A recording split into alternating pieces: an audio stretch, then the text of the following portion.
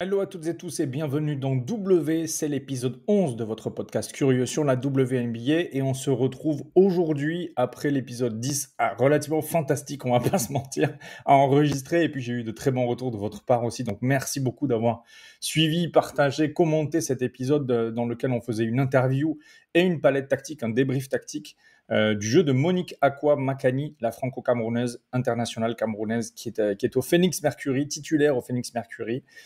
C'était un moment extraordinaire et vous avez vraiment répondu présent. J'étais très surpris. Donc, merci beaucoup pour ces nouveaux abonnements. Merci beaucoup pour toutes ces lectures. Et puis surtout, merci beaucoup d'avoir autant engagé la conversation, que ce soit sur Twitter en public, sur Twitter en privé, sur YouTube, etc. Ça a été vraiment un vrai plaisir. Je ne sais pas si on recevra d'autres joueuses WNBA dans ce podcast. J'avoue que quand j'ai lancé ce podcast, il n'y avait pas foncièrement et obligatoirement l'objectif de recevoir des invités ou en tout cas des joueuses WNBA, mais si on a encore l'occasion, évidemment qu'on la saisira. Donc merci encore à Monique et merci à toutes et tous pour l'épisode 10. On passe maintenant à l'épisode 11.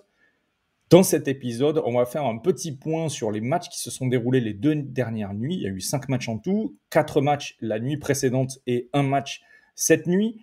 Il y en a 4 sur ces 5 matchs qui ont retenu mon attention. Seattle, Connecticut, Golden State, Indiana, Minnesota Phoenix et Dallas contre Chicago. 3 matchs de la nuit précédente et 1 match qui s'est déroulé cette nuit, donc Dallas-Chicago. On va commencer par Seattle, Connecticut. Et pourquoi on va faire un point particulier sur ces matchs-là? Parce que pour moi, ils témoignent vraiment de où on en est cette saison pour toutes les équipes qui sont concernées par ces matchs. C'est assez particulier, mais sur ces 4 matchs, on peut effectivement faire un bilan de ce qui s'est passé sur le terrain et d'où on est l'équipe, d'où en sont chacune des équipes qui ont déroulé ces matchs sur les 2 nuits en question. Simplement parce que elles en sont à un avancement dans cette saison. On arrive quasiment à la moitié de la saison, qui est intéressant d'un point de vue de leur projet, et ça va nous permettre de faire un point par le prisme de chacun de ces matchs. On va commencer par le match Seattle à Connecticut. Le Storm se déplaçait en terre de Sun. Le Sun est en complète reconstruction, comme vous le savez, depuis l'intersaison dernière. Et donc, c'est une équipe qui est, pour l'instant, la reine du tanking, ou en tout cas, une des 3 équipes qui essaie le plus de tanker pour être le plus haut possible, évidemment, à la draft 2026. En face, on a le Storm. Le Storm, vous le savez, c'est une des 4 équipes qu'on suit en ce moment. Et c'est une équipe que j'aime beaucoup, notamment par les dispositions défensives qu'elles sont capables de montrer, mais aussi parce qu'en attaque, il y a des choses très intéressantes qui se passent normalement. Et notamment Nneka Ogwumike, qui est une scoreuse absolument extraordinaire, avec un pick and roll très fort. Quand Skylar Diggins décide de faire la passe au lieu de prendre des pull-ups, on va y revenir. Et puis Gabby Williams, All-Star cette saison, on y reviendra en fin de podcast, qui est littéralement extraordinaire sur un terrain de basket des 2 côtés du terrain. Ce qui s'est passé dans ce match, c'est la démonstration d'abord que quand Nneka Ogwumike a des problèmes d'adresse, l'équipe n'arrive pas à se remobiliser et à trouver d'autres solutions. Et en fait, l'absence de solution est témoin de problèmes structurels. Et le premier problème structurel dans cette histoire, c'est d'abord le dispatch des shoots entre Ezi McBegor, poste 5, Deepoy, mais qui est largement capable de finir des actions, notamment quand elle cut, notamment sous le panier, etc. C'est une joueuse qui est à droite et douée en attaque. Et Erica Wheeler, cette espèce de feu follet sur les postes de guards à côté de Skylar Diggins, qui est vraiment une défenseuse médiocre dans cet effectif, qui est vraiment souvent ciblée, et ça a été encore le cas face à Connecticut d'ailleurs. Rachid Méziane a très très bien attaqué dessus. Et la question, c'est que comment se fait-il que Erica Wheeler ait 180 shoots par match alors que Ezi McBegor en a 3? Ça, c'est juste plus possible à ce stade de la saison. On arrive à la moitié de la saison. Il faut vraiment que Coach Quinn arrive à organiser son attaque quand son option numéro 1 au scoring, Nneka Ogwumike, n'arrive pas à scorer. Il faut absolument que la qualité de shoot que les 2e, 3e et 4e options prennent soit meilleure. Parce que sans cette optimisation-là, on le voit, face à une équipe de Connecticut en réussite et avec clairement une rotation plus profonde que celle du Storm, ce qui est quand même incroyable à dire. Mais on a des joueuses sur le banc du Sun, notamment par exemple Leila Lacan, qui fait un super match à 8 points. On a plusieurs joueuses à plus de 8 points en sortie de banc côté Sun. On en a 3 qui sortent du banc côté Storm et elles ne sont pas à 8 points. Et ça, c'est problématique quand votre 5 ne prend pas les bons shoots. Et ça, côté Storm, ça va poser problème particulièrement quand les match-ups de playoffs vont arriver parce qu'on se retrouve à l'instant T du milieu ou presque de la saison face à une équipe qui peut aller en finale WNBA ou sortir au premier tour sur une question d'adresse de son option numéro 1, des choix de pull-up de Skylar Diggins qui sont vraiment à vous mettre en rage quand vous regardez les matchs de temps en temps. Il y a des choix et des décisions qui sont extraordinaires quand il s'agit de passer la balle, mais quand il s'agit de la sélection de tir, c'est autre chose. Et ensuite, ce dispatch des shoots en volume et en qualité entre Erica Wheeler et Izzy McGregor, vraiment, il y a une question structurelle dans l'attaque du Storm qui pose un vrai problème. Il leur reste à peu près 20-25 matchs pour corriger le tir. C'est la moitié d'une saison. Il faut absolument le corriger urgent. On passe à Golden State qui se déplaçait à Indiana. Donc les Valkyries, équipe de milieu de tableau, équipe extraordinaire sur sa première saison en tant que franchise et en tant que collectif, basée sur cette défense. J'en ai parlé plusieurs fois sur Twitter, j'en ai parlé également dans ce podcast. Une défense vraiment de très très haut niveau, une attaque souvent en manque d'imagination, en manque de schéma aussi. Je pense que Nakase a particulièrement dessiné avec son coaching staff l'organisation défensive, un petit peu moins l'attaque.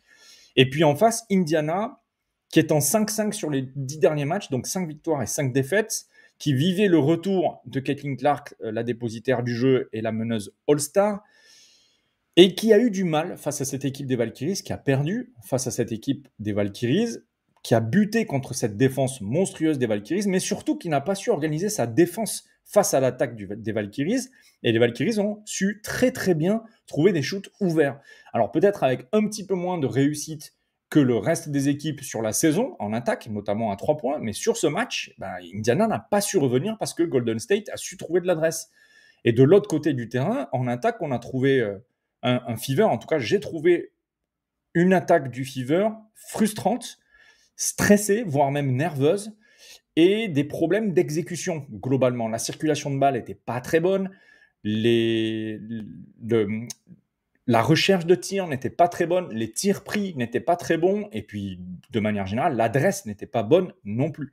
Donc, à cet endroit-là de la saison, au milieu de la saison pour Indiana, je trouve qu'on a de vraies questions qui se posent pour cette équipe. Encore une fois, avec les playoffs en ligne de mire, c'est une équipe qui est capable de beaucoup de choses en playoffs, de poser des problèmes à beaucoup d'équipes de playoffs, y compris des très grosses écuries comme Phoenix ou Minnesota.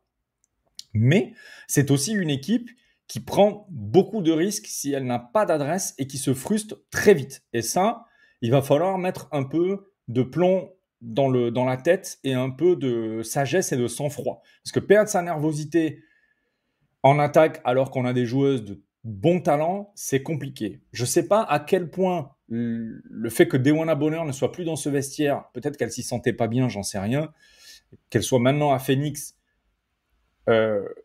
enlève une voix de sagesse dans le vestiaire, mais il va être important pour Indiana de mieux communiquer, de s'apaiser et de trouver du jeu, de trouver des formes de jeu.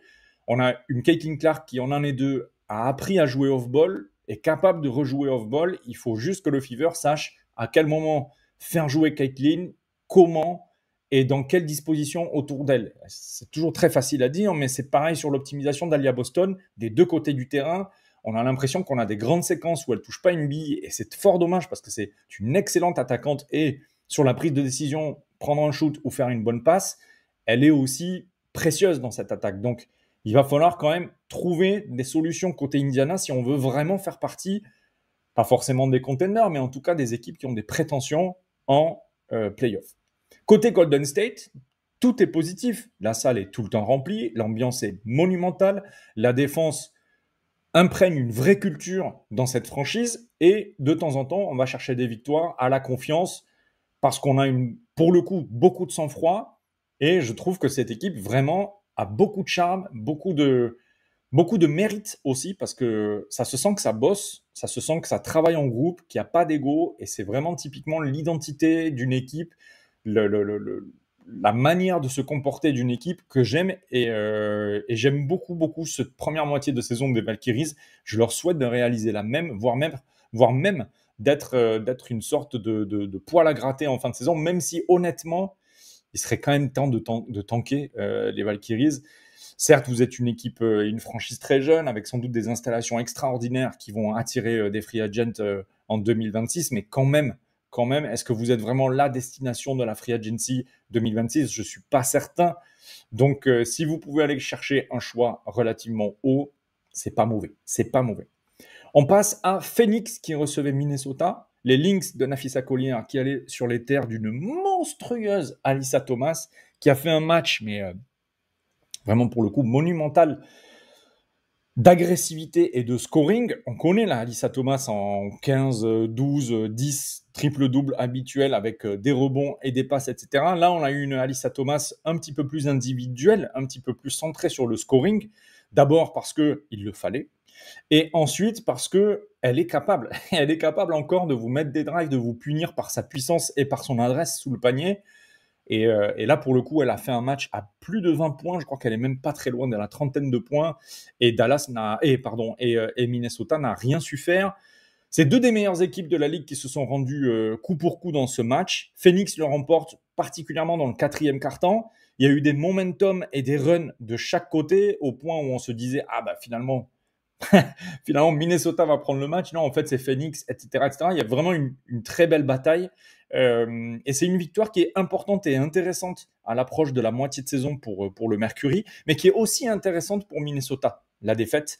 Simplement parce que c'est les deux meilleures équipes du moment. Elles ont toutes les deux un bilan de 8 victoires pour 2 défaites sur les 10 derniers matchs. Ce sont les deux meilleures équipes de la ligue en ce moment aussi. Et c'est des équipes qu'on pourrait retrouver en finale WNBA à l'entrée de l'hiver. Moi, ce qui m'intéresse dans cette match-up, c'est les ajustements, parce qu'en fait, c'est ça qui va être clé s'il y a une série en post-season entre ces deux équipes. Ça va être les ajustements. Et sur ce match, on en a vu beaucoup, on en a vu même énormément, c'est ce qui a expliqué les runs et les momentum de part et d'autre, mais on a aussi vu une prise de responsabilité du côté de Alyssa Thomas, où vraiment, elle marque à quel point elle peut avoir l'emprise sur un match. Moi, ce que j'aimerais voir, c'est à quel point Napheesa Collier et Alyssa Thomas peuvent se disputer une série, peuvent à tout moment décider de prendre la série à leur compte, individuellement et collectivement, parce qu'elles ont énormément de radiance. Et c'est vraiment un très très bon apéritif de ce qui peut se passer en post-season. On verra, parce qu'il y a peut-être d'autres rencontres entre Minnesota et Phoenix sur la continuité de la deuxième partie de saison. Mais voilà, bon petit appétiseur, comme on dit. On passe sur Dallas-Chicago. Vous le savez, les Wings, c'est une des équipes qu'on suit, notamment pour Paige Bakers et pour la jeune garde. Aussi parce qu'elles ont acquis Lueru, l'ancienne pivot du Storm, qui est maintenant du côté des Wings. Donc, super acquisition. On en avait déjà parlé ici. Elle va avoir davantage de temps de jeu. Elle peut se montrer, effectivement. Elle est en triple-double. Je crois qu'elle est en 15-10 sur ce match. Paige Bakers, un petit peu plus de problèmes à l'adresse, notamment. Mais Lueru s'en sort. Victoire tout de même du Sky. Le Sky qui avait à cœur de ne pas perdre un troisième match d'affilée après les 2 défaites. Elles vont mieux, les joueuses de Chicago, depuis 5-6 matchs. Je crois qu'elles ont un bilan neutre après un début de saison catastrophique.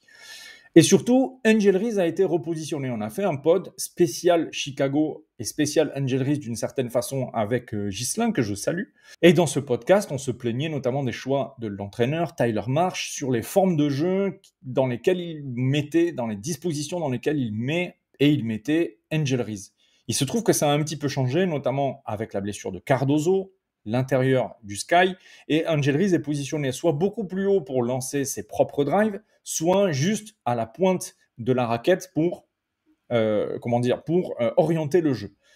Et ça marche beaucoup mieux. Il y a un jeu qui est un petit peu plus petit dans le 5 en taille médiane côté Chicago, mais ça fonctionne quand même très bien. Beaucoup de cuts, beaucoup plus de mouvements autour d'Angel, et puis Angel capable de driver avec une puissance, honnêtement, franchement, j'irais jusqu'à la comparer à Alyssa Thomas. Alors, peut-être pas avec la même implacabilité, peut-être pas non plus avec la même scalability, comme on dit en anglais, donc c'est-à-dire la même capacité à le reproduire. Mais quand vous enlevez les post-up d'Angel Reese et que vous la mettez lancée, balle en main pour aller au drive, ça fait des matchs à 60%.